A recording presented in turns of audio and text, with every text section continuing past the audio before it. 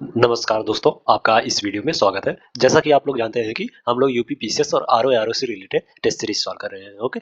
और इस test series से हम लोग 50 क्वेश्चन कर चुके हैं। अब इस वीडियो में हम लोग नेक्स्ट 50 क्वेश्चन सॉल्व करेंगे, ओके।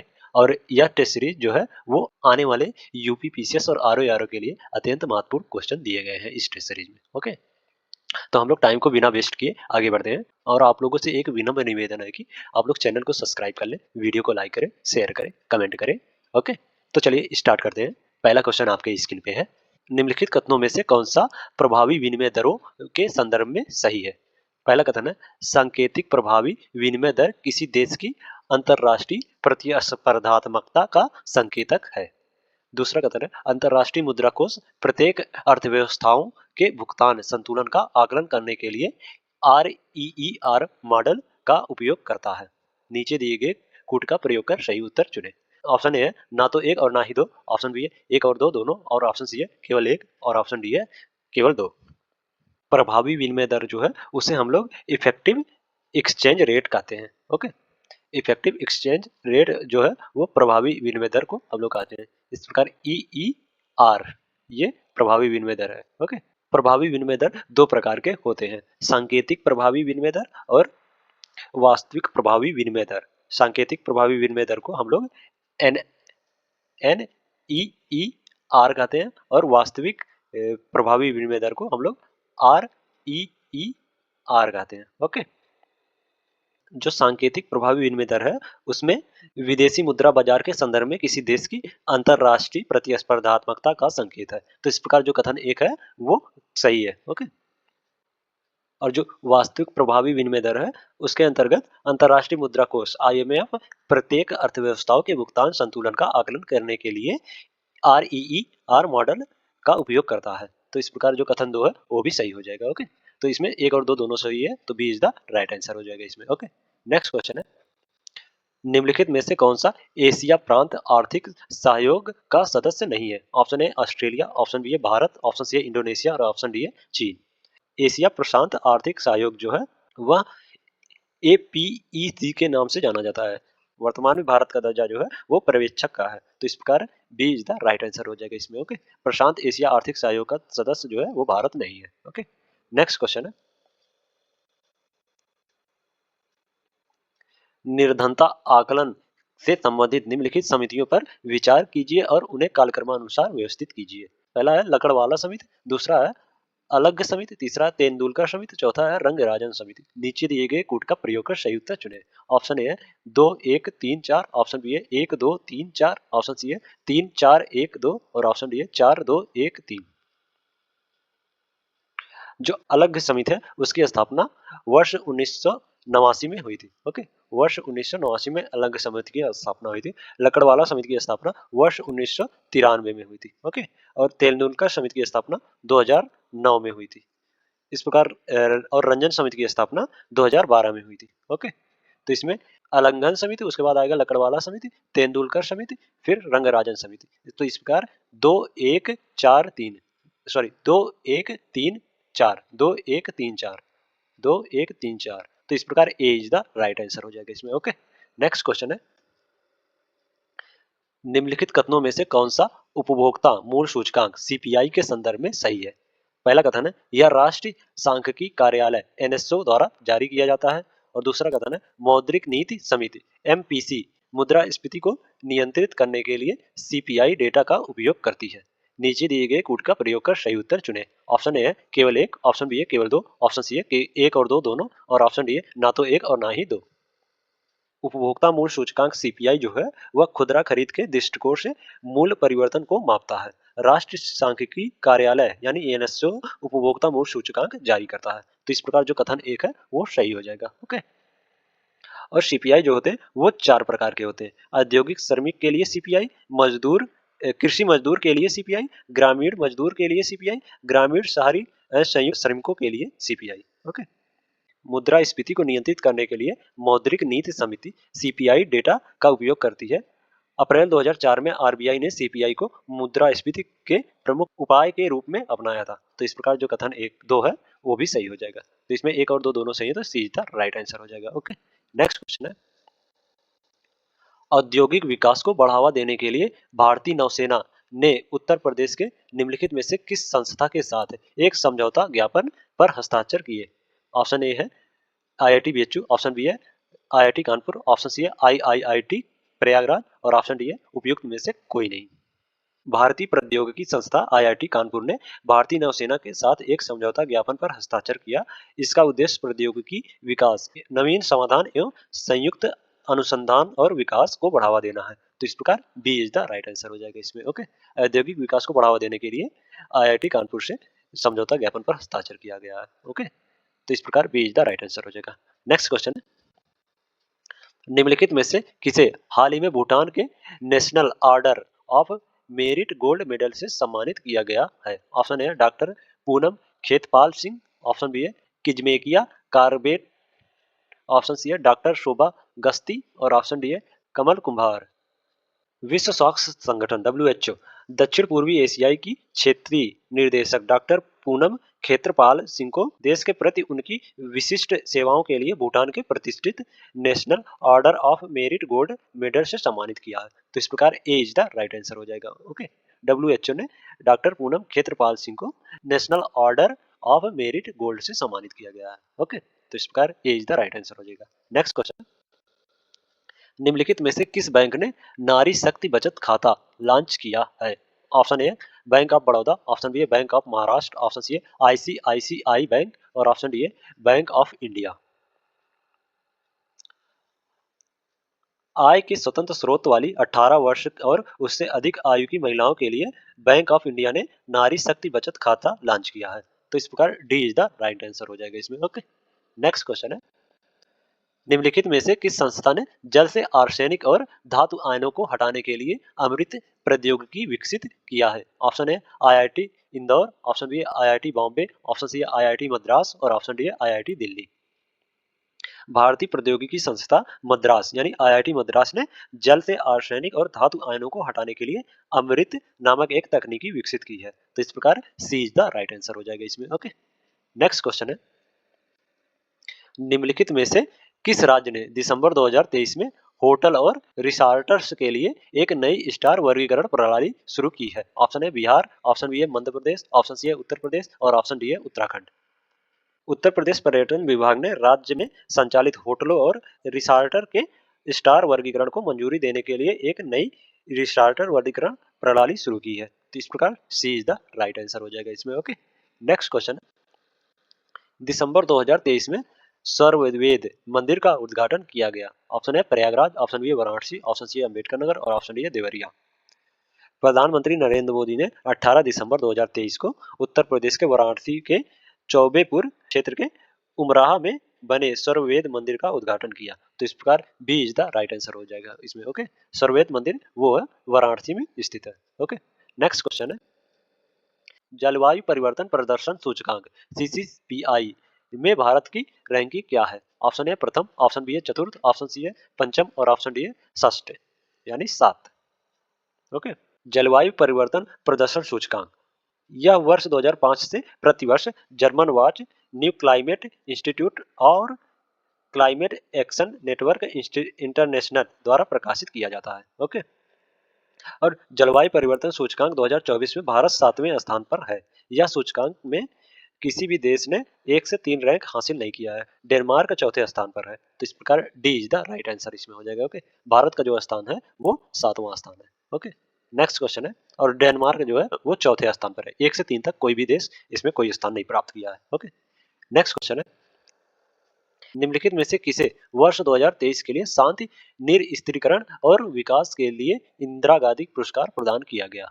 पहला है डैनियल ब्रेनबॉय, दूसरा है अली आबू अवाद और तीसरा है बंगबंधु शेख मुजीबुर रहमान और चौथा है श्री योही सासा कवा। नीचे दिए गए कूट का प्रयोग कर सही उत्तर चुने। ऑप्शन ए है 3 और 4 दोनों, ऑप्शन बी है 1 और 2 दोनों, ऑप्शन सी है केवल 4 और ऑप्शन डी है केवल 2, 3 और 4। डैनियल ब्रेनबॉय और अली अबू अव्वाद को संयुक्त रूप से इजराइल फिलीपींस संघर्ष के अहिंसक समाधान हेतु इजराइल तथा अरब देशों के युवाओं व लोगों को एकजुट करने के उनके प्रयास के लिए वर्ष 2023 के लिए शांति निरस्त्रीकरण और विकास के लिए इंदिरा गांधी पुरस्कार प्रदान किया गया है। तो इस प्रकार B is the right answer हो जाएगा इसमें। ओके, नेक्स्ट क्वेश्चन है, निम्नलिखित में से किसे ब्रेंडल हॉल समूह के प्रौद्योगिकी उत्कृष्टता पुरस्कार 2023 में रजत पुरस्कार से सम्मानित किया गया है? ऑप्शन ए तेल और प्राकृतिक गैस निगम, ऑप्शन बी है steel authority of India limited, option C है इंडियन ऑयल कॉर्पोरेशन लिमिटेड और ऑप्शन डी है राष्ट्रीय ताप विद्युत निगम। केंद्रीय विद्युत मंत्री के अधीन महारत्न केंद्रीय सार्वजनिक क्षेत्र उपक्रम नेशनल थर्मल पावर कॉर्पोरेशन ने ब्रांड हॉल समूह के प्रौद्योगिकी उत्कृष्टता पुरस्कार में 2 रजत पदक जीते हैं। तो इस प्रकार D is the right answer हो जाएगा इसमें। ओके,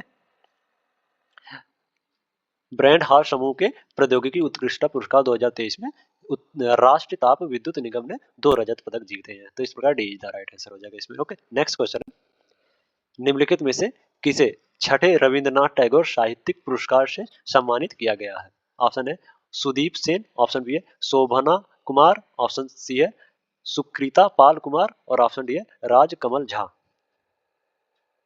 सुकृता पाल कुमार को उनकी पुस्तक salt and paper selected poems के लिए छठे संस्करण के रविंद्रनाथ टैगोर साहित्यिक पुरस्कार से सम्मानित किया गया है। तो इस प्रकार सी इज द राइट आंसर हो जाएगा इसमें। ओके, नेक्स्ट क्वेश्चन है,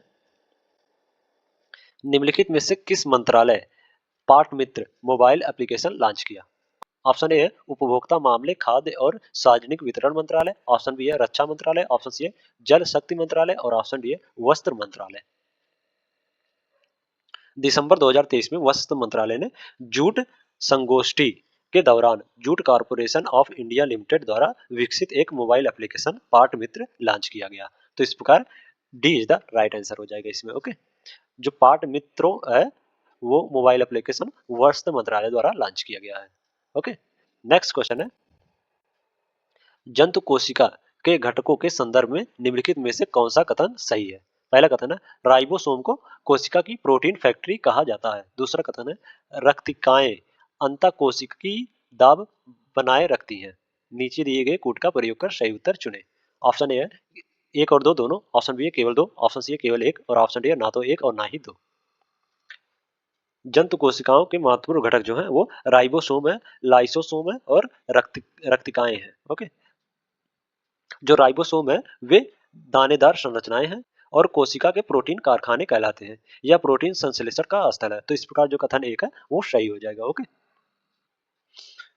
रक्तिकाएं जो है वो हल्के नीले रंग की होती हैं और बबूले की तरह दिखाई देती हैं, जो कोशिका रस को संग्रहित करती हैं और अंतःकोशिकीय दबाव बनाए रखती है। तो इस प्रकार जो कथन 2 है वो भी सही हो जाएगा। तो इसमें 1 और 2 दोनों सही है, तो ए इज द राइट आंसर हो जाएगा इसमें। ओके, नेक्स्ट क्वेश्चन है, निम्नलिखित में से कौन थाइलोफाइटा से संबंधित नहीं है? Option A spirogyra, option B है चारा और ऑप्शन सी है यूलोथ्रिक्स और ऑप्शन डी है मांस। थाइलोफाइटा जो है वो जिन पौधों की शारीरिक संरचना अच्छी तरह से विभेदित नहीं होती है वे इस समूह में आते हैं। ओके, और ये पौधे मुख्यतः जलीय होते हैं, जिसके कुछ उदाहरण हैं स्पाइरोगाइरा, चारा और यूलोथ्रुक्स। ये थाइलोफाइटा से संबंधित है और मांस जो है वो थाइलोफाइटा से संबंधित नहीं, ये बायोफाइटा से संबंधित है। ओके, तो इस प्रकार डी द राइट आंसर हो जाएगा इसमें। ओके, नेक्स्ट क्वेश्चन है, पौधों में जटिल स्थानीय ऊतकों के बारे में निम्नलिखित में से कौन सा कथन सही नहीं है? ऑप्शन ए फ्लोएम जड़ों से तनों और पत्तियों तक पानी का संचालन करता है। ऑप्शन बी है जाइलम पौधों के भागों को यांत्रिक ऊर्जा प्रदान करता है। ऑप्शन सी है जाइलम भोजन को पत्तियों से जड़ों तथा तनों तक पहुंचाने के लिए जिम्मेदार है। ऑप्शन डी है ए और सी दोनों। पौधों में जटिल अस्थायी ऊतकों को जाइलम और फ्लोएम के रूप में वर्गीकृत किया जाता है।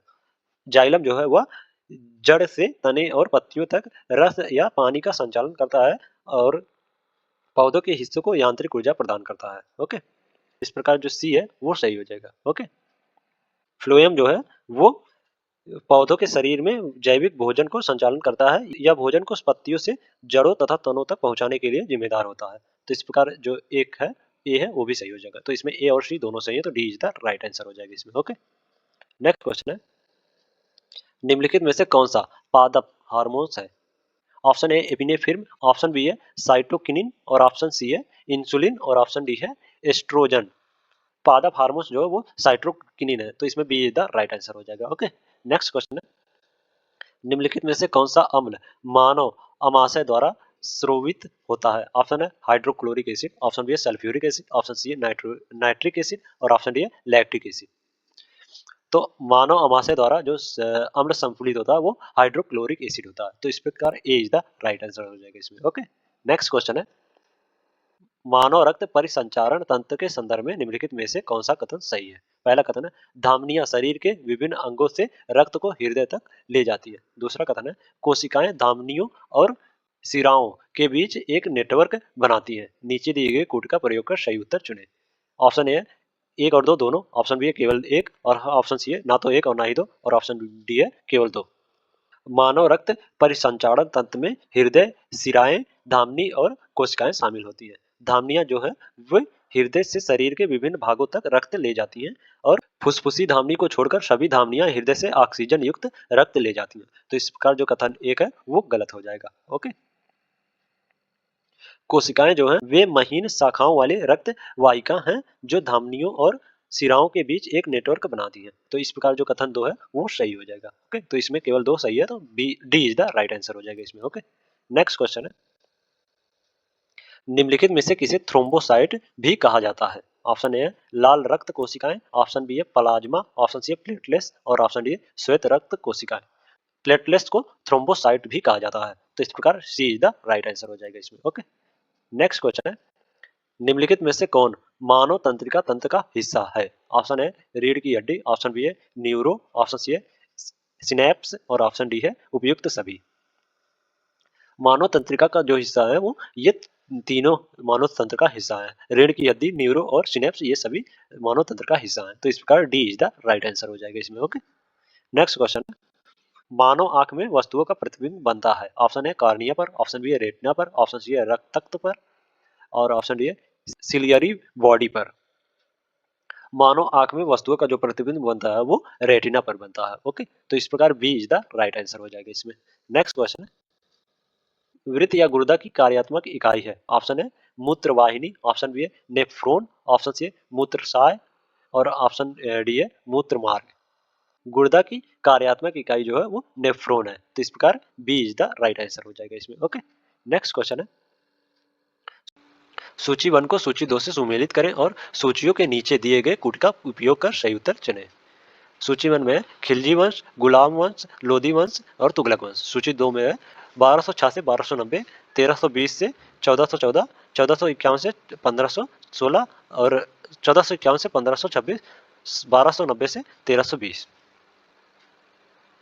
गुलाम वंश का जो समय सीमा है वो 1206 से 1290 तक गुलाम वंश का शासनकाल रहा था। तो इस प्रकार बी का जो है वो 1 से सुमेलित हो जाएगा। ओके, और खिलजी वंश का जो शासनकाल था वो 1290 से 1320 तक। ओके, तो ये ए का 4 से सुमेलित हो जाएगा। लोधी वंश का जो शासनकाल था वो 1451 से 1526 तक लोधी वंश का शासनकाल था। ओके, तो इस प्रकार सी का 3 से सुमेलित हो जाएगा। तुगलक वंश का शासनकाल जो था वो 1320 से 1414 तक था। तो इस प्रकार डी का 2 से सुमेलित हो जाएगा। तो इसमें 4132 4132 सही हो जाएगा। ओके, 4132 तो इसमें B is the right answer हो जाएगा। ओके, नेक्स्ट क्वेश्चन है, निम्नलिखित घटनाओं पर विचार कीजिए और उन्हें कालक्रमानुसार व्यवस्थित कीजिए। जालंधर का युद्ध, किली का युद्ध, अमरोहा का युद्ध और रावी का युद्ध। नीचे दिए गए कूट का प्रयोग कर सही उत्तर चुने। ऑप्शन है 2 1 4 3, ऑप्शन बी है 4 2 3 1 और ऑप्शन सी है 1 3 4 2 और ऑप्शन डी है 1 2 3 4। अलाउद्दीन खिलजी ने जालंधर, किली, अमरोहा और रावी की लड़ाई मंगोलों के खिलाफ लड़ी थी। ओके, तो इस प्रकार जो जालंधर का युद्ध हुआ था वो 1298 में जालंधर का युद्ध हुआ था। ओके, 1298 ईस्वी में अलाउद्दीन खिलजी ने मंगोलों से जालंधर का युद्ध लड़ा था। किली का युद्ध जो हुआ था वो 1299 में हुआ था। ओके, अमरोहा का युद्ध जो हुआ था वो 1305 में हुआ था और रावी का युद्ध जो हुआ था वो 1306 ईस्वी में हुआ था। ओके, तो इस प्रकार 1 2 3 4 इज द राइट आंसर हो जाएगा। तो D is the right answer इसमें हो जाएगा। ओके, नेक्स्ट क्वेश्चन है, लोधी वंश का अंतिम शासक था। ऑप्शन है सिकंदर लोधी, ऑप्शन बी है खिज्र खां, ऑप्शन सी है बहलोल लोधी और ऑप्शन डी है इब्राहिम लोधी। दिल्ली सल्तनत का अंतिम लोधी वंश का शासक जो था वो इब्राहिम लोधी था, जिसने 1517 से 1526 ईस्वी तक शासन किया। तो इस प्रकार D is the right answer हो जाएगा इसमें। ओके, नेक्स्ट क्वेश्चन है, चौसा का युद्ध लड़ा गया था। ऑप्शन ए है 1539 में, ऑप्शन बी है 1540 में, ऑप्शन सी है 1526 में और ऑप्शन डी है 1527 ईस्वी में। चौसा का जो युद्ध लड़ा गया था वो 1539 ईस्वी में लड़ा गया था। मुगल सम्राट हुमायूं और शेरशाह सूरी के बीच लड़ा गया था। हुमायूं को चौसा में शेरशाह सूरी ने हराया था। तो इस प्रकार ए इज द राइट आंसर हो जाएगा इसमें। ओके, नेक्स्ट क्वेश्चन है, विजयनगर साम्राज्य के निम्नलिखित शासकों पर विचार करें और उन्हें कालक्रमानुसार व्यवस्थित करें।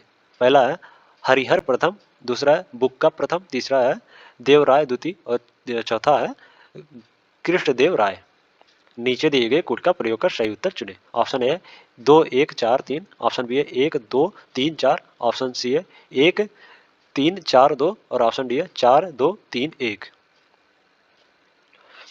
हरिहर प्रथम का जो शासनकाल था वो 1336 से 1356 ईस्वी तक था। ओके, उसके बाद बुक्का का शासनकाल आया, वो 1356 से 1377 ईस्वी तक शासन किया था बुक्का ने। उसके बाद देवराय द्वितीय का जो शासनकाल था वो 1426 से 1446 ईस्वी तक देवराय द्वितीय का शासनकाल था। ओके,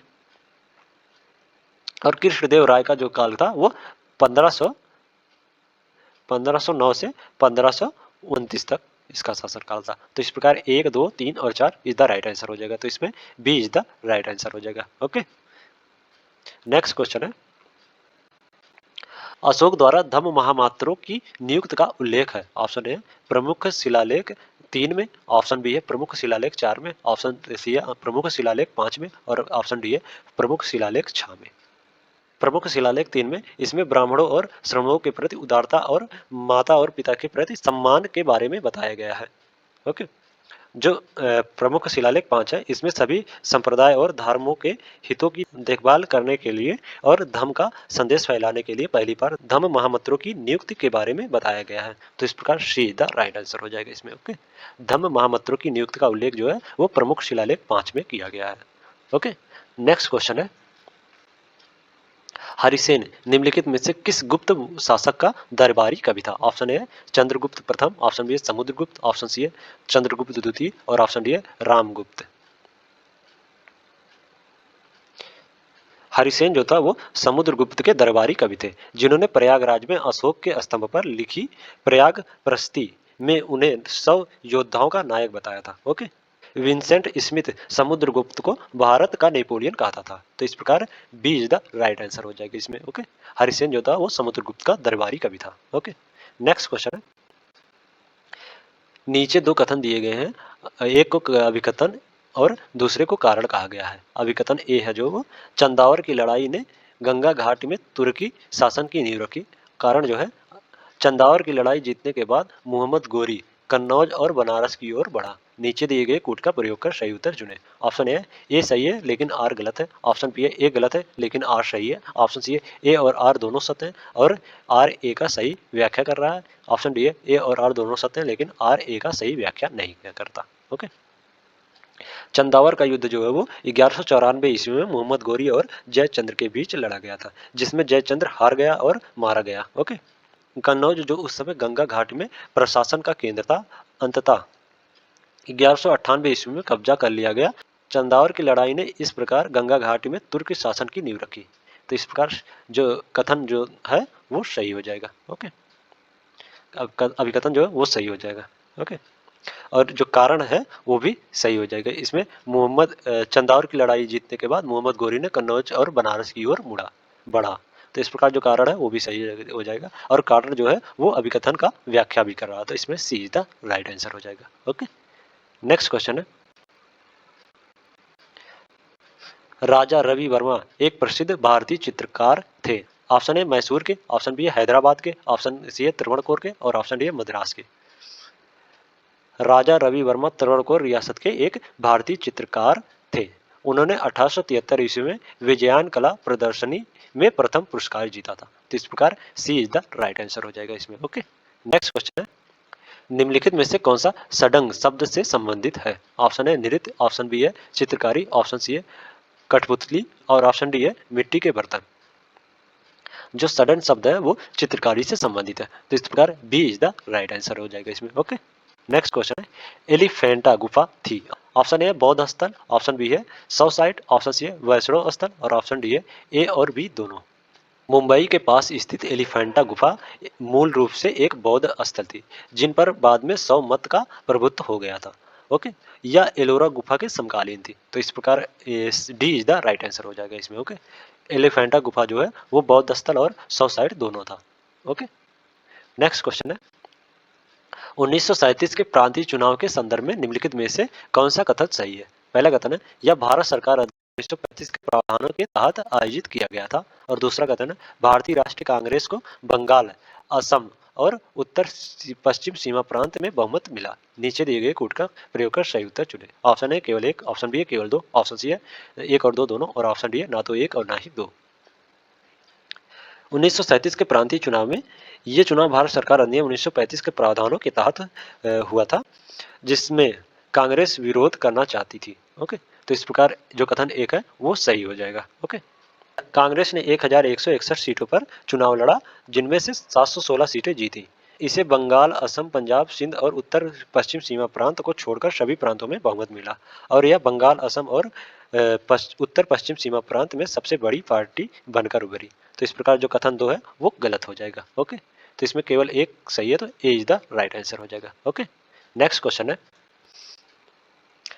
निम्नलिखित में से कौन सा सही सुमेलित नहीं है? भारतीय स्वतंत्रता संग्राम के संगठन और संस्थापक से। ओके, हिंदू एसोसिएशन की स्थापना जो किए थे वो सोहन सिंह भाकना जी थे और इसकी स्थापना 1913 में हुई थी। ओके, 1913 में हिंद एसोसिएशन की स्थापना हुई थी और सोहन सिंह भाकना ने इसकी स्थापना की थी। तो जो पहला ये है वो सही हो जाएगा। ओके, इंडिया हाउस की स्थापना श्यामजी वर्मा इंडिया हाउस की स्थापना श्यामजी वर्मा ने 1905 में किया था। ओके, तो इस प्रकार जो बी है वो भी सही हो जाएगा। भारतीय राष्ट्रीय सेना की स्थापना जो वो मोहन सिंह ने किया था वर्ष 1942 में। ओके, तो जो कथन दो है सी है वो गलत हो जाएगा, ये सुमेलित नहीं है, तो इसमें सी इज द राइट आंसर हो जाएगा। ओके,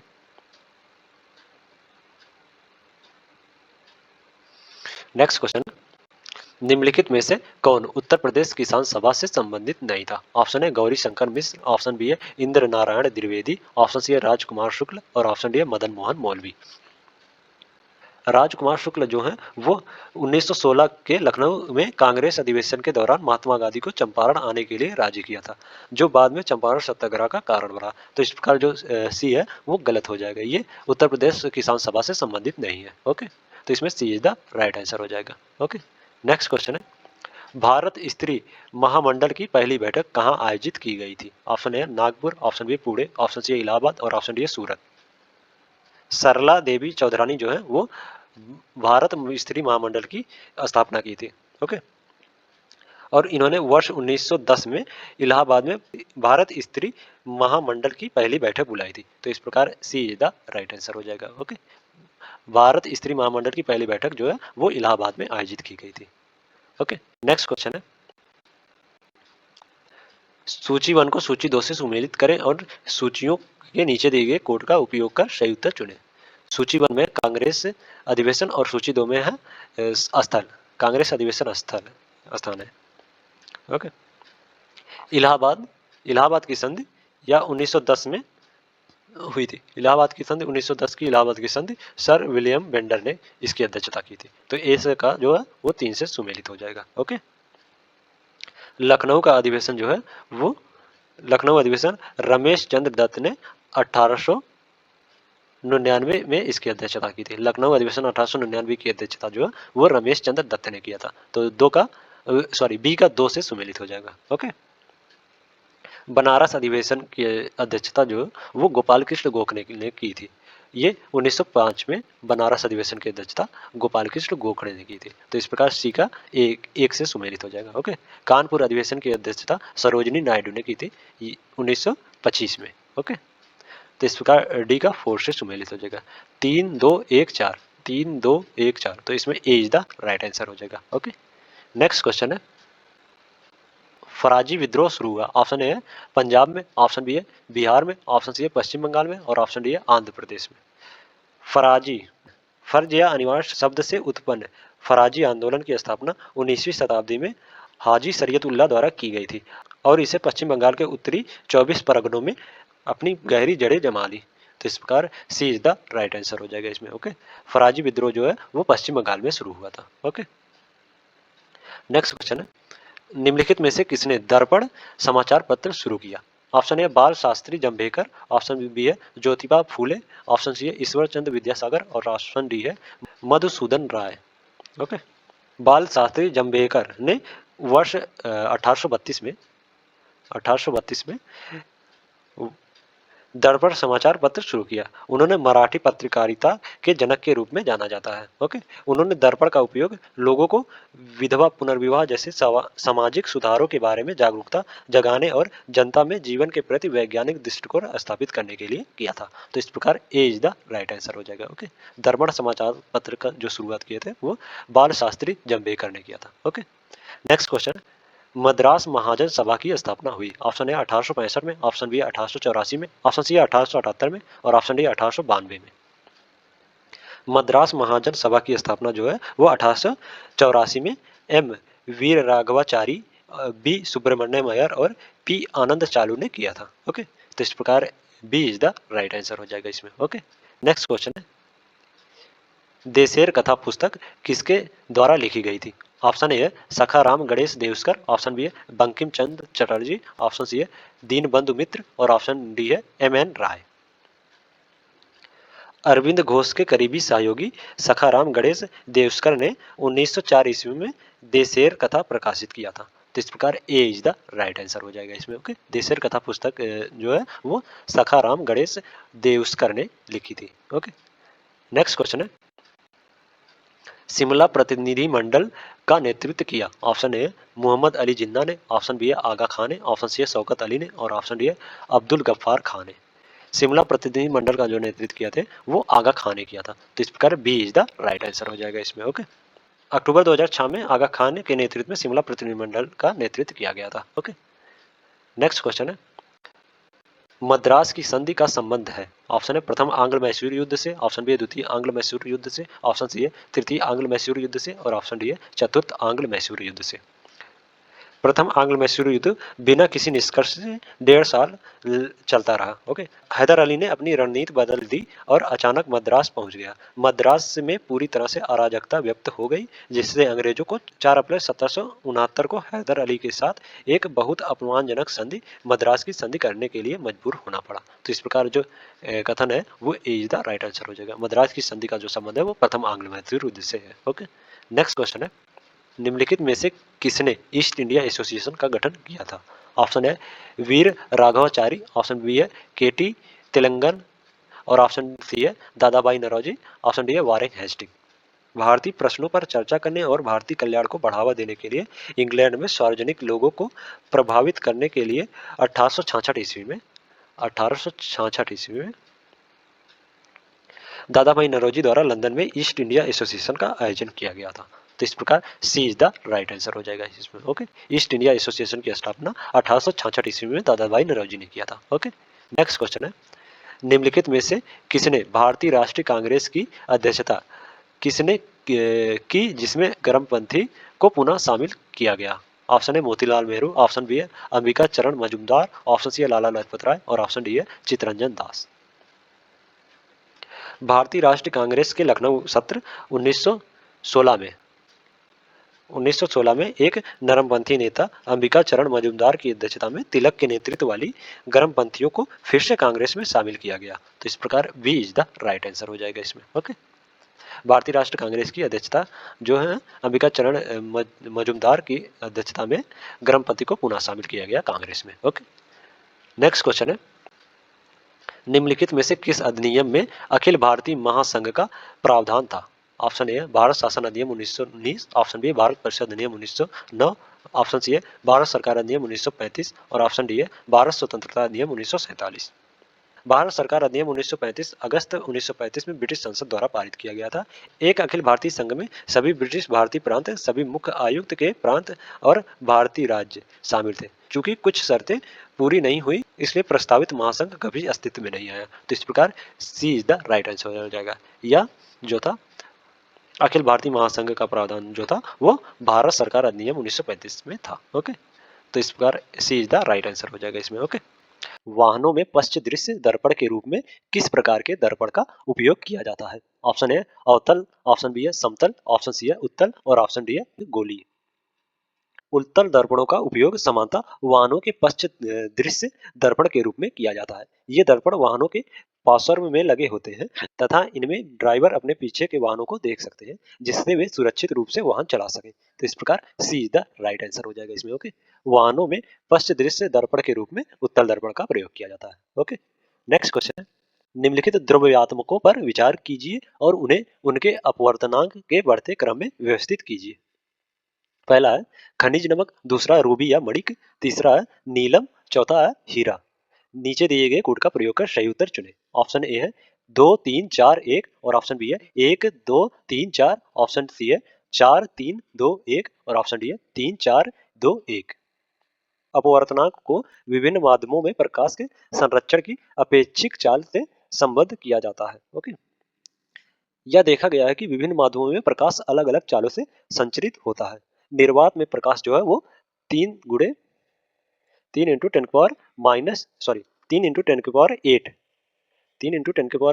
मीटर पर सेकंड से चलता है। ओके, और जो खनिज नमक का अपवर्तनांक है वो है 1.63।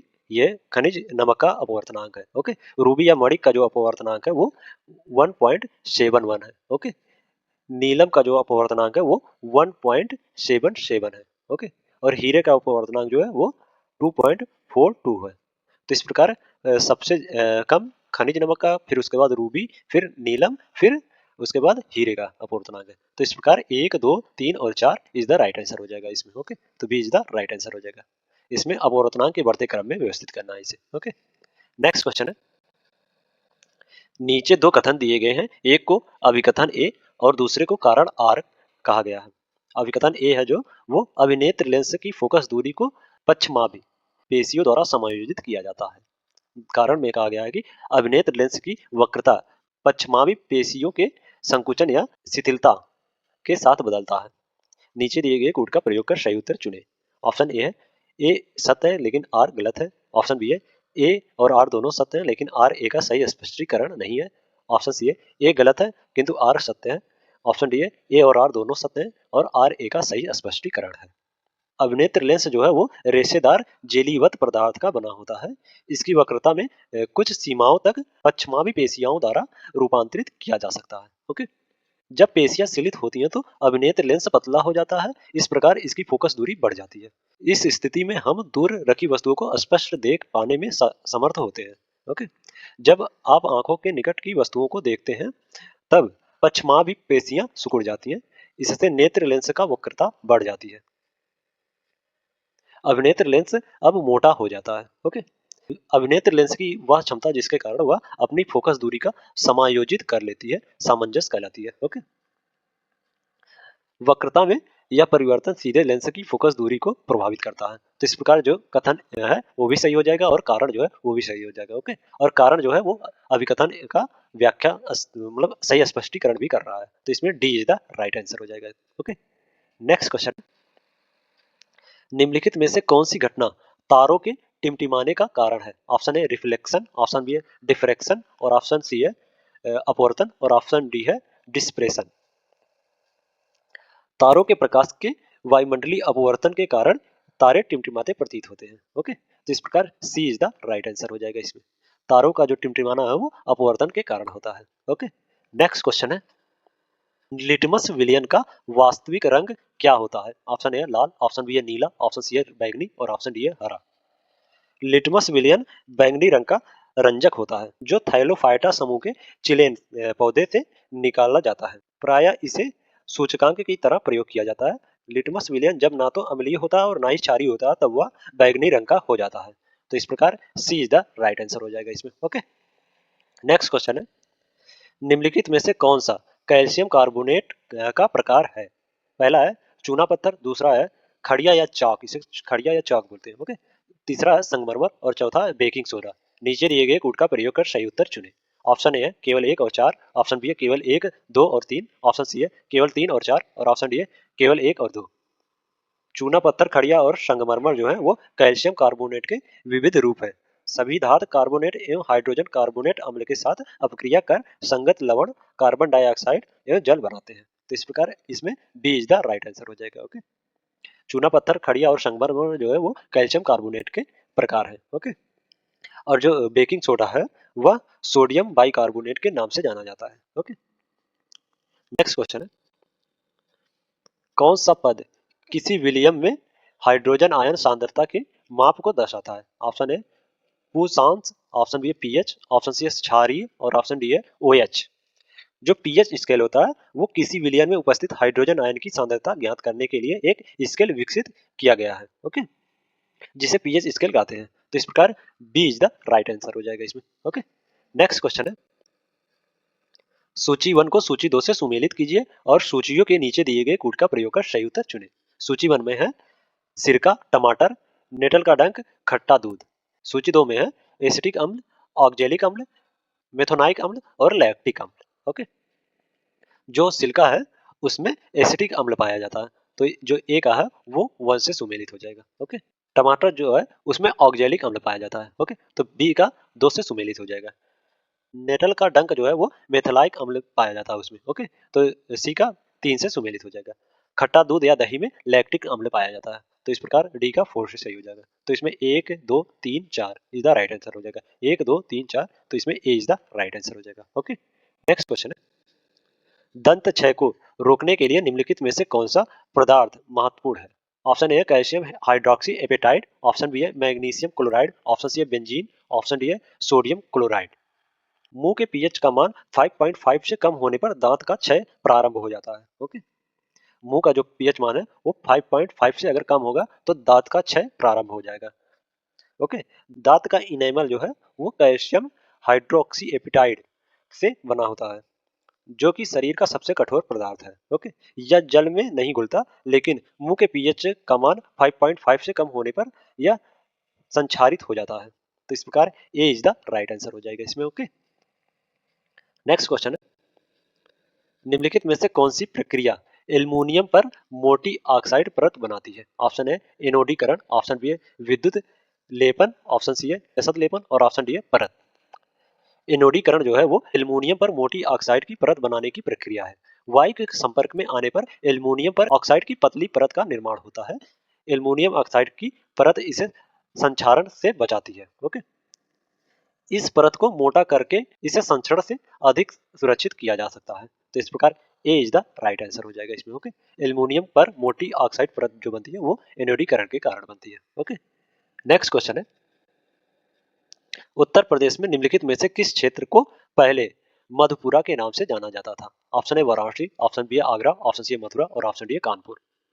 मथुरा को पहले मधुपुरा के नाम से जाना जाता था। ओके, तो इस प्रकार सी इज द राइट आंसर हो जाएगा इसमें। ओके, नेक्स्ट क्वेश्चन है, फारसी पुस्तक बहरेज ख्वाजा के लेखक थे? Option A Yahya bin Sirhind, option B है अहमद यादगार, ऑप्शन सी है मीर मोहम्मद मासूम और ऑप्शन डी है शेख वजहुद्दीन अशरफ लखनौरी।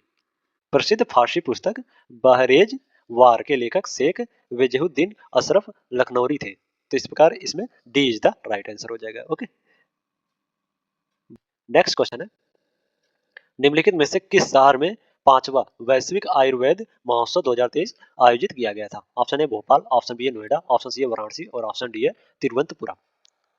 उपराष्ट्रपति जगदीश धनखड़ ने केरल के तिरुवनंतपुरम में 1 से 5 दिसंबर तक चलने वाले वैश्विक आयुर्वेद महोत्सव के 5वें संस्करण का उद्घाटन किया, जिसका विषय जो था वो स्वास्थ्य देखभाल में उभरती चुनौती पर पुनरुत्थानशील आयुर्वेद था।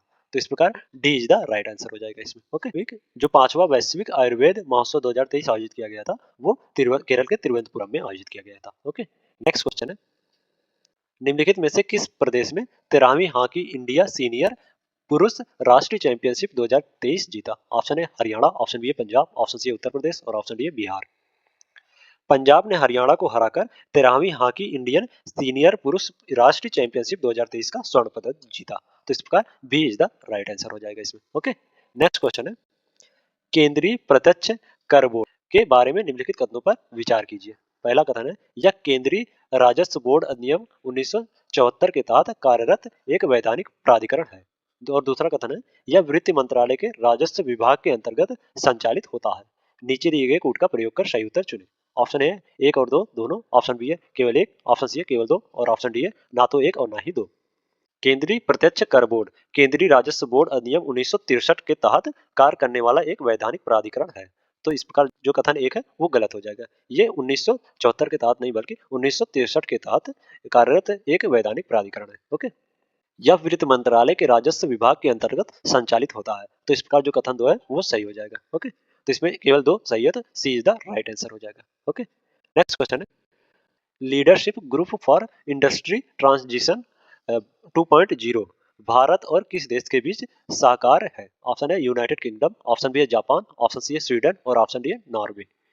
भारत और स्वीडन ने दुबई में आयोजित कोप 28 में वर्ष 2024 से 26 की अवधि के लिए leadership group for industry transition के दूसरे चरण की संयुक्त रूप से मेजबानी की। तो इस प्रकार सी इज द राइट आंसर हो जाएगा इसमें। ओके, नेक्स्ट क्वेश्चन है, किस देश ने संयुक्त राष्ट्र जलवायु परिवर्तन सम्मेलन के कॉन्फ्रेंस ऑफ पार्टी यानी स्कॉप 28 में ग्रीन क्रेडिट प्रोग्राम की घोषणा की। ऑप्शन है संयुक्त राज्य अमेरिका, ऑप्शन बी है चीन, ऑप्शन सी है भारत, और ऑप्शन डी है संयुक्त अरब अमीरात।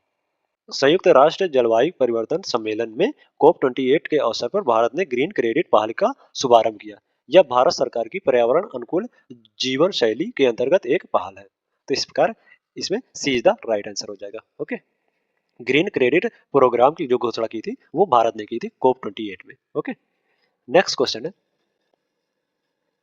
सहयोग और सूचना के आदान प्रदान के संबंध में दिसंबर 2023 में आरबीआई ने किसके साथ एक समझौता ज्ञापन पर हस्ताक्षर किया। ऑप्शन है यूरोपीय सेंट्रल बैंक, ऑप्शन बी है bank of Africa, option C है बैंक ऑफ इंग्लैंड, और ऑप्शन डी है bank of America. Clearing corporation of India limited के संदर्भ में सहयोग और सूचना के आदान प्रदान के लिए भारतीय रिजर्व बैंक और बैंक ऑफ इंग्लैंड ने एक समझौता ज्ञापन पर हस्ताक्षर किया। तो इस प्रकार सी इज द राइट आंसर हो जाएगा इसमें। ओके, नेक्स्ट क्वेश्चन है, 16वें वित्त आयोग की सिफारिशें कब से शुरू होने वाली 5 वर्षों की अवधि पर लागू होंगी। ऑप्शन ए है 1 अप्रैल 2025, ऑप्शन बी है 1 अप्रैल 2026, और ऑप्शन सी है 1 अप्रैल 2027, और ऑप्शन डी है 1 अप्रैल 2028। भारत के राष्ट्रपति की मंजूरी और संविधान के अनुच्छेद 280(1) के अनुसार भारत सरकार ने 16वें वित्त आयोग का गठन किया। नीति आयोग के पूर्व उपाध्यक्ष डॉक्टर अरविंद पनगड़िया इसके अध्यक्ष हैं। ओके, 16वें वित्त आयोग के जो अध्यक्ष हैं वो डॉक्टर अरविंद पनगड़िया है। ओके, 16वां वित्त आयोग 1 अप्रैल 2026 से शुरू होने वाले 5 वर्षों की अवधि को कवर करेगा तथा 31 अक्टूबर 2025 तक अपनी रिपोर्ट प्रस्तुत करेगा। तो इस प्रकार B is the right answer हो जाएगा इसमें। ओके, नेक्स्ट क्वेश्चन है, निम्नलिखित में से किस संस्था या मंत्रालय ने एम्पलीफाई 2.0 लॉन्च किया। ऑप्शन है आवासन और शहरी कार्य मंत्रालय, ऑप्शन बी है भारतीय रिजर्व बैंक, ऑप्शन सी है नागरिक उड्डयन मंत्रालय, और ऑप्शन डी है नीति आयोग।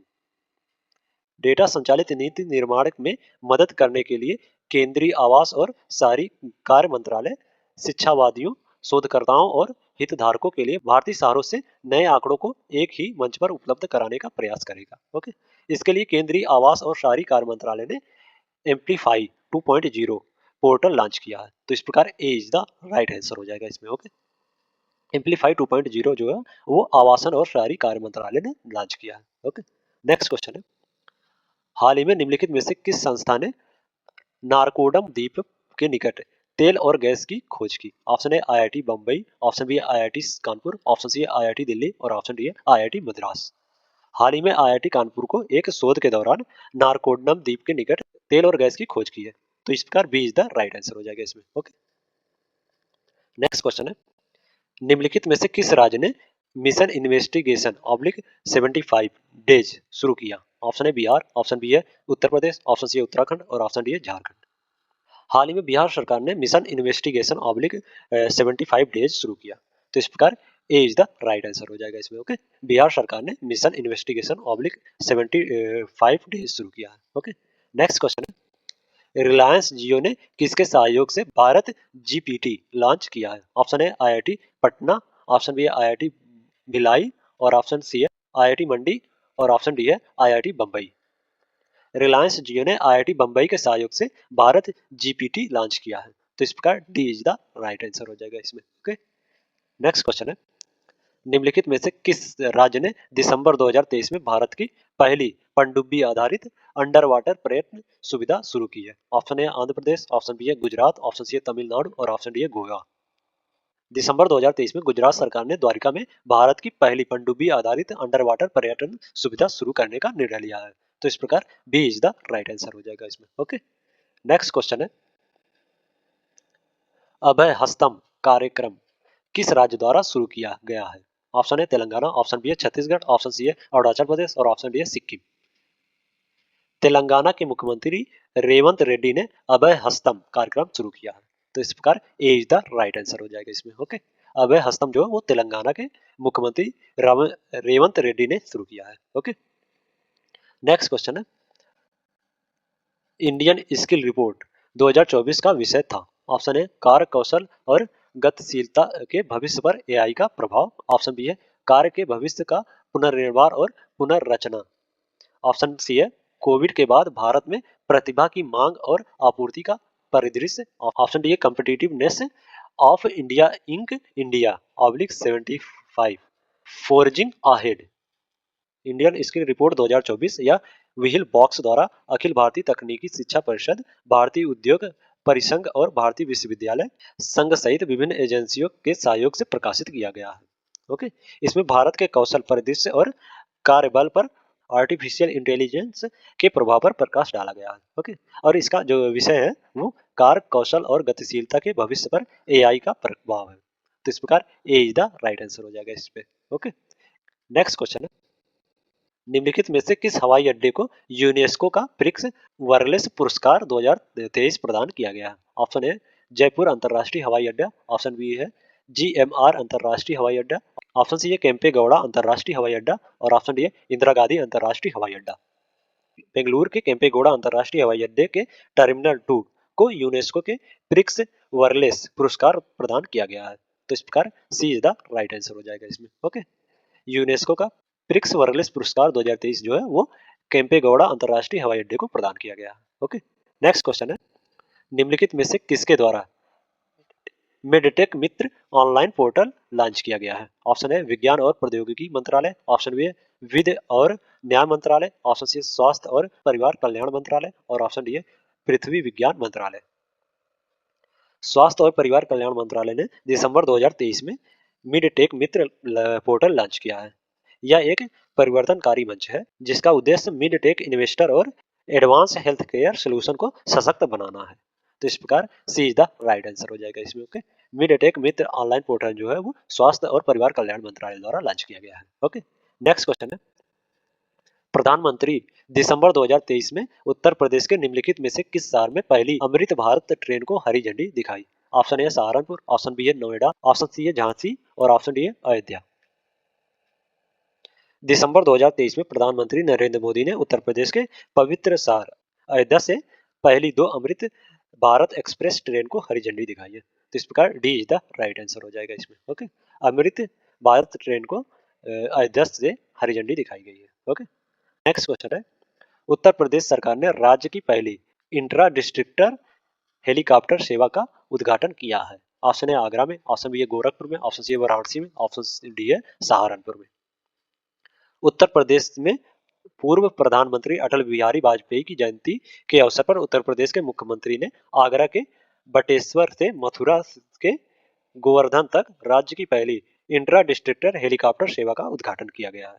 तो इस प्रकार ए इज द राइट आंसर हो जाएगा इसमें। ओके, नेक्स्ट क्वेश्चन है, उत्तर प्रदेश में वन्यजीव संरक्षण से संबंधित निम्नलिखित पहलुओं पर विचार कीजिए और उन्हें कालक्रमानुसार व्यवस्थित कीजिए। पहला है कछुआ पुनर्स्थापना योजना, दूसरा है प्रोजेक्ट एलिफेंट, तीसरा है लुप्त प्रजाति प्रजनन केंद्र, चौथा है जलीय पारिस्थितिकी तंत्र के संरक्षण के लिए राष्ट्रीय योजनाएं।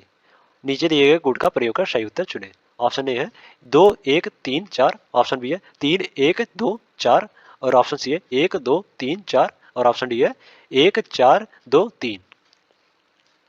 उत्तर प्रदेश में वन्यजीव संरक्षण से संबंधित पहले जो है वो लुप्त प्राय प्रजाति प्रजनन केंद्र की स्थापना जो है वो वर्ष 1984 में की गई थी। ओके, लुप्त प्रजाति प्रजनन केंद्र की स्थापना जो है वो वर्ष 1984 में की गई थी। ओके, कछुआ पुनर्स्थापना योजना जो है वो वर्ष 1986 में शुरू की गई थी। ओके, वर्ष 1986 में।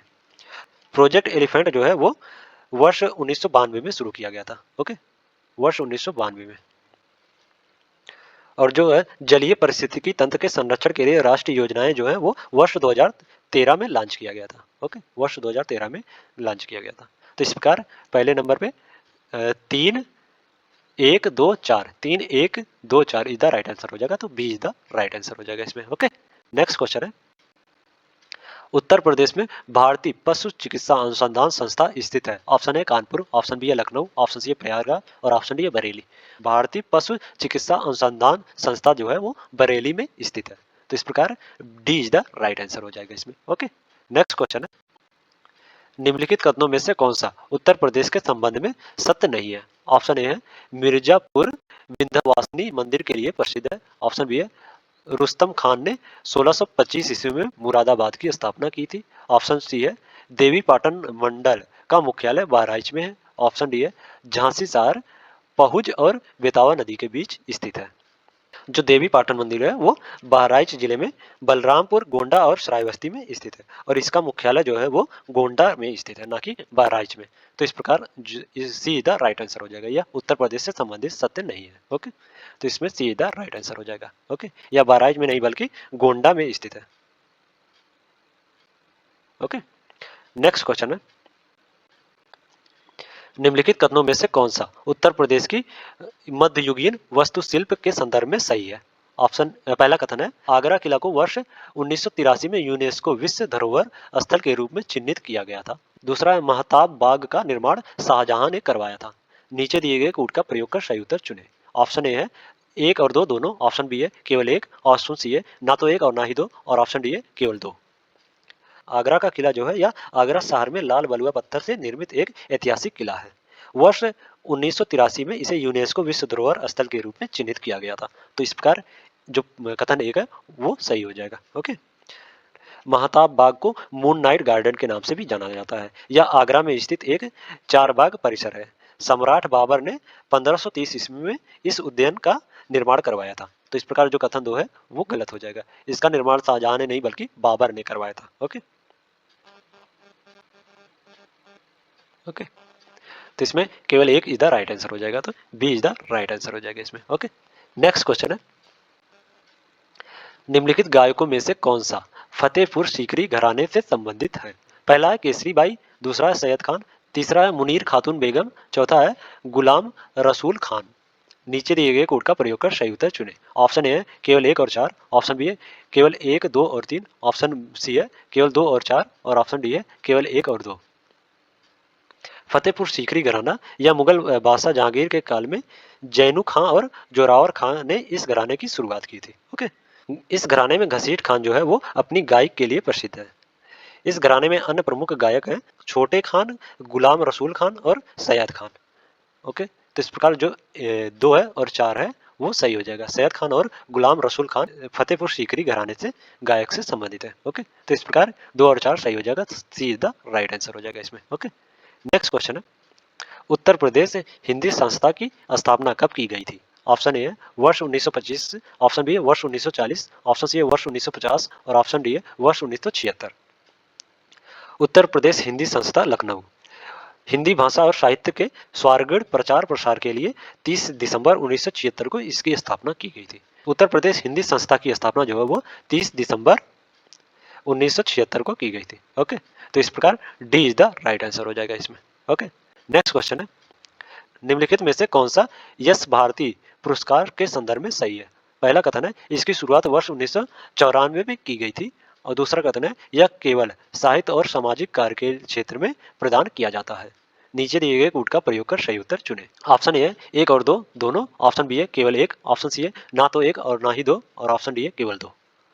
उत्तर प्रदेश सरकार ने वर्ष 1994 में यश भारती पुरस्कार की स्थापना की थी। इसके स्थान पर अब सांस्कृतिक मंत्रालय ने उत्तर प्रदेश गौरव सम्मान की शुरुआत की है। तो इस प्रकार जो कथन एक है वो सही हो जाएगा। ओके, यह पुरस्कार जो है वो साहित्यिक, सामाजिक कार्य, चिकित्सा, फिल्म, विज्ञान, पत्रकारिता, हस्तशिल्प, संस्कृति, शिक्षा, संगीत, नाटक, खेल, उद्योग और ज्योतिष के क्षेत्र में उल्लेखनीय योगदान देने वाले हस्तियों को प्रदान किया जाता है। तो इस प्रकार जो कथन दो है वो गलत हो जाएगा। तो इसमें केवल एक सही है, तो B is the right answer हो जाएगा। ओके, नेक्स्ट क्वेश्चन है, वर्ष 1998 में उत्तर प्रदेश वानिकी योजना किसकी सहायता से शुरू की गई थी? ऑप्शन है विश्व बैंक, ऑप्शन बी है new development bank, option C है भारतीय रिजर्व बैंक और ऑप्शन डी है राष्ट्रीय कृषि और ग्रामीण विकास बैंक। उत्तर प्रदेश वानिकी योजना जो है वो विश्व बैंक की सहायता से 19 मार्च 1998 में शुरू की गई थी। ओके, ये 19 मार्च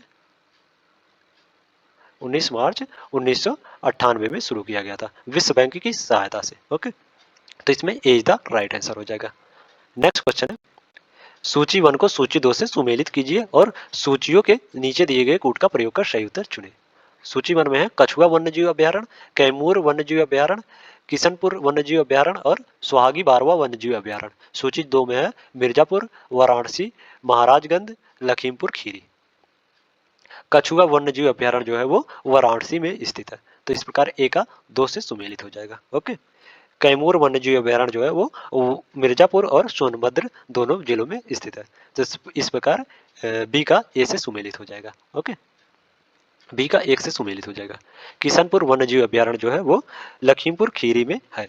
तो इस प्रकार सी का 4 से सुमेलित हो जाएगा। सुहागी बारवा वन्यजीव अभ्यारण्य जो है वो महाराजगंज में स्थित है। तो इस प्रकार डी का 3 से सुमेलित हो जाएगा। तो 2 1 4 3 2 1 4 3 इज द राइट आंसर हो जाएगा इसमें। ओके, 2 1 2 1 4 3, तो इसमें सी द राइट आंसर हो जाएगा। ओके, नेक्स्ट क्वेश्चन है, निम्नलिखित कथनों में से कौन सा नीम कोटेड यूरिया के संदर्भ में सही है? पहला कथन है नीम कोटिंग नाइट्रीकरण प्रतिरोधी के रूप में कार्य करती है। दूसरा कथन है सभी घरेलू उत्पादकों के लिए अनिवार्य है कि वे किसी भी प्रकार के यूरिया का उत्पादन नीम कोटेड यूरिया के रूप में करें। नीचे दिए गए कूट का प्रयोग कर सही उत्तर चुनें। ऑप्शन ए है 1 और 2 दोनों, ऑप्शन बी है केवल 1, ऑप्शन सी है केवल 2 और ऑप्शन डी है ना तो 1 और ना ही 2। नीम कोटेड यूरिया, इसमें यूरिया पर नीम की कोटिंग की जाती है। नीम कोटिंग नाइट्रीकरण प्रतिरोधी के रूप में कार्य करती है। यह फसल की आवश्यकता के अनुसार नाइट्रोजन की उपलब्धता सुनिश्चित करता है, जिसके परिणाम स्वरूप फल उत्पादन में वृद्धि हो जाती है। तो इस प्रकार ए जो पदकथन 1 है वो सही हो जाएगा। ओके, सभी घरेलू उत्पादकों के लिए अनिवार्य है कि वे किसी भी प्रकार के यूरिया का उत्पादन नीम कोटिंग यूरिया के रूप में करें। तो इस प्रकार जो कथन 2 है वो भी सही हो जाएगा। तो इसमें 1 और 2 दोनों सही है, तो ए इज द राइट आंसर हो जाएगा। ओके, नेक्स्ट क्वेश्चन है, भारतीय कृषि अनुसंधान परिषद ICAR की स्थापना की गई थी। Option A 1920, option B 1923, option C 1925 और ऑप्शन डी 1929। भारतीय कृषि अनुसंधान ICAR यह भारत सरकार के कृषि एवं किसान कल्याण मंत्रालय के कृषि अनुसंधान एवं शिक्षा विभाग के तहत एक स्वायत्तशासी संगठन है। ओके, और इसकी स्थापना 16 जुलाई 1929 को की गई थी। ICAR की स्थापना 16 जुलाई 1929 को की गई थी। ओके, तो इसमें D is the right answer हो जाएगा। ओके, नेक्स्ट क्वेश्चन है, निम्नलिखित में से कौन सी जीरो बजट नेचुरल फार्मिंग के घटक हैं? पहला जीवामृत, दूसरा है बीजामृत, तीसरा आच्छादन और चौथा वाफसा। नीचे दिए गए कूट का प्रयोग कर सही उत्तर चुनें। ऑप्शन ए केवल 1 और 4, ऑप्शन बी है केवल 1 2 और 3, ऑप्शन सी है केवल 3 और 4 और ऑप्शन डी है 1 2 3 और 4। जीरो बजट नेचुरल फार्मिंग जो है वो पारंपरिक भारतीय प्रथाओं पर आधारित रसायन मुक्त कृषि की एक विधि है। ओके, और इसके जो घटक है वो जीव अमृत, बीज अमृत, आच्छादन और वाफसा, ये चारों जीरो बजट नेचुरल फार्मिंग के घटक है। तो इस प्रकार D is the right answer हो जाएगा इसमें। ओके, नेक्स्ट क्वेश्चन है, निम्नलिखित में से कौन सी प्रशांत महासागर की शीतल धाराएं नहीं है? ऑप्शन है कैलिफोर्निया धारा, ऑप्शन बी है आयोसियो धारा, ऑप्शन सी है पेरुवियन धारा और ऑप्शन डी है क्रूसियो धारा। जो क्रुशियो धारा है या ताइवान से बेरिंग जलडमरू के मध्य तक चलने वाली गर्म धारा है। ओके, इसे जापान धारा या काली धारा के नाम से भी जाना जाता है। तो इस प्रकार D is the right answer हो जाएगा इसमें। ओके, या प्रशांत महासागर की शीतल धारा नहीं है। ओके, नेक्स्ट क्वेश्चन है, निम्नलिखित में से कौन सा सही सुमेलित नहीं है? जल विद्युत परियोजना और राज्य। डोयांग नागालैंड, टिहरी उत्तराखंड, कामेंग अरुणाचल प्रदेश, कोटेश्वर मिजोरम। जो डोयांग जल विद्युत परियोजना है वो नागालैंड में स्थित है। तो इस प्रकार जो कथन एक है वो सही सुमेलित है, जो ऑप्शन ए है वो सही सुमेलित है। ओके, कामेंग जल विद्युत परियोजना जो है वो अरुणाचल प्रदेश में स्थित है। तो इस प्रकार जो सी है वो भी सही हो जाएगा। ओके, टिहरी जल विद्युत परियोजना जो है वो उत्तराखंड राज्य में स्थित है। ओके, और कोटेश्वर जो है वो भी उत्तराखंड राज्य में स्थित है, ना कि मिजोरम में। तो इस प्रकार डी जो है वो सही सुमेलित नहीं है। तो इसमें D is the right answer हो जाएगा। ओके, नेक्स्ट क्वेश्चन है, निम्नलिखित में से कौन सा सही सुमेलित नहीं है? पर्वतीय दर्रे और राज्य या केंद्र शासित प्रदेश। ऑप्शन ए है रोहतांग हिमाचल प्रदेश, बनिहाल जम्मू और कश्मीर, नाथुला अरुणाचल प्रदेश, भोर घाट महाराष्ट्र। जो नाथुला है वो सिक्किम में है, ना कि अरुणाचल प्रदेश में है। तो इस प्रकार सी इधर राइट आंसर हो जाएगा। ये सही सुमेलित नहीं है। ओके, नाथुला जो है वो सिक्किम में, ना कि अरुणाचल प्रदेश में है। अरुणाचल प्रदेश की जो दर्रे हैं वो बोमिडिला दीफू सेला है, अरुणाचल प्रदेश के पर्वतीय दर्रे हैं। ओके, तो इस प्रकार सीधा राइट आंसर हो जाएगा इसमें। नेक्स्ट क्वेश्चन है, साइमन कमीशन के संदर्भ में निम्नलिखित में से कौन सा कथन सही है? पहला है, इसे वर्ष 1927 में भारत सरकार अधिनियम 1919 के कामकाज की समीक्षा के लिए नियुक्त किया गया था। दूसरा कथन है, इसने द्वैध शासन को समाप्त करने की अनुशंसा की। नीचे दिए गए कूट का प्रयोग कर सही उत्तर चुने। ऑप्शन ए केवल एक, ऑप्शन बी केवल दो, ऑप्शन सी है एक और दो दोनों, और ऑप्शन डी है ना तो एक और ना ही दो। भारतीय वैज्ञानिक आयोग, जिसे साइमन कमीशन के नाम से जाना जाता है, को ब्रिटिश सरकार द्वारा वर्ष 1927 में जॉन साइमन की अध्यक्षता में भारत सरकार अधिनियम 1919 के कामकाज की समीक्षा के लिए नियुक्त किया गया था। तो इस प्रकार जो कथन एक है वो सही हो जाएगा। ओके, द्वैध शासन का उन्मूलन और प्रांतों को अधिकतम स्वायत्तता के साथ संघीय सरकार की स्थापना। ओके, तो इस प्रकार जो कथन दो है वो सही हो जाएगा इसमें। ओके, तो इस प्रकार एक और दो दोनों सही है, तो B is the right answer हो जाएगा। Sorry, C is the right answer हो जाएगा इसमें। ओके, नेक्स्ट क्वेश्चन है, भारतीय स्वतंत्रता संग्राम की निम्नलिखित घटनाओं पर विचार कीजिए और उन्हें कालक्रमानुसार व्यवस्थित कीजिए। अहमदाबाद कार्टन मिल हड़ताल, खेड़ा सत्याग्रह, बरदोली सत्याग्रह, चंपारण सत्याग्रह। नीचे दिए गए कोड का प्रयोग कर सही उत्तर चुने। ऑप्शन ए 4132, ऑप्शन बी है 4123, ऑप्शन सी है 1423 और ऑप्शन डी है 2134। जो चंपारण सत्याग्रह है वो वर्ष 1917 में शुरू हुआ था। ओके, ये बिहार में चंपारण जिले में, बिहार के चंपारण जिले में 1917 में शुरू हुआ था। ओके, अहमदाबाद कॉटन मिल हड़ताल जो है वो फरवरी 1918 में शुरू हुआ था। फरवरी 1918 में शुरू हुआ था। ओके, खेड़ा सत्याग्रह जो है वो मार्च 1918 में शुरू हुआ था। ओके, बरदोली सत्याग्रह जो है वो वर्ष 1928 में शुरू हुआ था।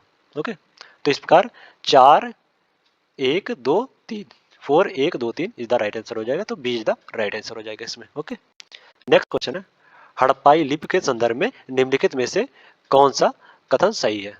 पहला कथन है, इसमें चित्रात्मक तथा वर्णमालीय दोनों चिन्ह शामिल थे। और दूसरा कथन है, यह दाईं से बाईं ओर लिखी जाती थी। नीचे दिए गए कोड का प्रयोग कर सही उत्तर चुने। ऑप्शन ए है एक और दो दोनों, ऑप्शन बी है केवल एक, ऑप्शन सी है केवल दो और ऑप्शन डी है ना तो एक और ना ही दो। हड़प्पाई लिपि, हाल ही में किए गए अध्ययनों से यह संकेत मिलते हैं कि हड़प्पा की लिपि में दाईं से बाईं ओर लिखे गए 400 चिन्ह हैं, परंतु अभी तक इस लिपि को पढ़ा नहीं जा सका है। तो इस प्रकार जो कथन दो है वो सही हो जाएगा। ओके, ऐसा माना जाता है कि ये अपने भावों को सीधे व्यक्त करने के लिए किसी भाव चित्र यानी चित्रक प्रतीक या चिन्ह अथवा अक्षर का प्रयोग करते थे। तो इस प्रकार जो कथन दो है सॉरी जो कथन एक है वो गलत हो जाएगा इसमें। ओके, तो इसमें केवल दो सही है, तो सी इज द राइट आंसर हो जाएगा इसमें। ओके, इसमें चित्रात्मक वर्णमाली दोनों चिन्ह शामिल नहीं है, बल्कि ये इसमें केवल चित्रात्मक चिन्ह शामिल है। ओके, नेक्स्ट क्वेश्चन है, ऋग्वैदिक प्रशासन में अच्छावक कौन होता था? ऑप्शन ए कर संग्रहकर्ता, ऑप्शन बी है सारथी, ऑप्शन सी है लेखकार और ऑप्शन डी है संदेशवाहक। ऋग्वैदिक प्रशासन में अच्छवापक को लेखकार होता था। ओके, तो इस प्रकार सी द राइट आंसर हो जाएगा इसमें। ओके, कर संग्राहक को भाग दूध कहते थे। ओके, और सूत को सारथी कहते थे। नेक्स्ट क्वेश्चन, सूची 1 को सूची 2 से सुमेलित कीजिए और सूचियों के नीचे दिए गए कोड का प्रयोग कर सही उत्तर चुनें। सूची 1 में महाजनपद और सूची 2 में राजधानी। वत्स्य, वत्स्य की राजधानी जो है वो कौशाम्बी है, तो इस प्रकार ए का 1 से सुमेलित हो जाएगा। ओके, अंग का जो है वो चंपा से है। अंग की राजधानी जो है वो चंपा है, तो इस प्रकार बी का ए 2 से सुमेलित हो जाएगा। ओके, सूरसेन की राजधानी जो है वो मथुरा है, तो इस प्रकार सी का 4 से सुमेलित हो जाएगा। चेदी की राजधानी जो है वो सुक्तिमती है, तो इस प्रकार डी का 3 से सुमेलित हो जाएगा। ओके, तो इस प्रकार इसमें B is the right answer हो जाएगा। ओके, इसमें B is the right answer हो जाएगा। आज के लिए इतना ही, और अगले नेक्स्ट वीडियो में हम लोग नेक्स्ट सीरीज लेके आएंगे। अगर वीडियो अच्छी लगी हो तो वीडियो को लाइक कर लें और इसी प्रकार के वीडियो के लिए चैनल को सब्सक्राइब कर लें। ओके, और डिस्क्रिप्शन में टेलीग्राम चैनल का लिंक दे दिया गया है, और टेलीग्राम चैनल ज्वाइन कर लें ताकि इस वीडियो का PDF मिल सके। ओके।